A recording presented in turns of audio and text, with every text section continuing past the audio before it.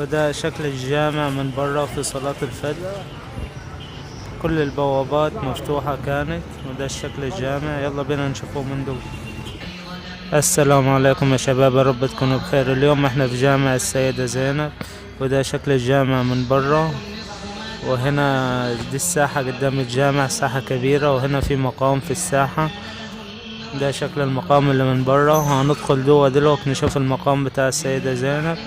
يلا بينا ندخل الجامع ونشوف حلاوة الجامع من جوا. عاوز اقول لكم ان الجامع كبير قوي، مساحته كبيرة قوي، وروحانيات فيه حلوة كده، تبقى قاعد مرتاح. وده الدخلة بتاعته. هنا المقام على طول على ايدك اليمين مسافة ما تدخل. يلا بينا ندخل المقام ونشوفه شكله من جوا، حلاوته من جوا. وهنا الدخلة بتاعت المقام.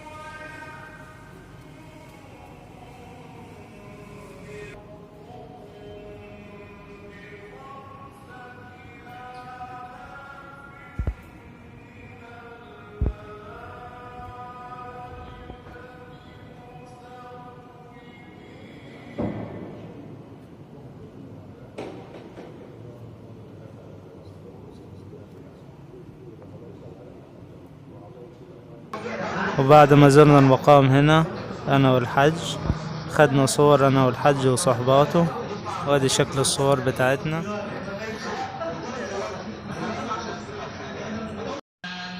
وبعد ما تفرجنا على المقام، وهنا شكل الجامع. جامع كبير فعلا، وكل حاجة فيه حلوة، كل حاجة معمولة كويسة. ويلا بينا ناخد جولة في الجامع ونتفرج على كل حاجة فيه.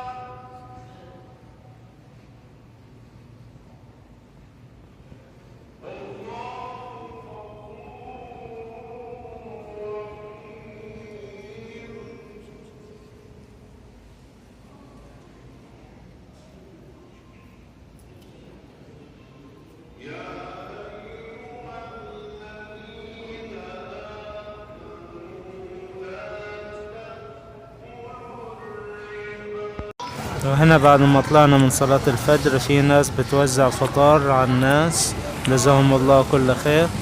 وده شكل الناس بعد الصلاة، كله بيفطر. جزاهم الله كل خير على اللي بيعملوا مع الناس. تعال هنا.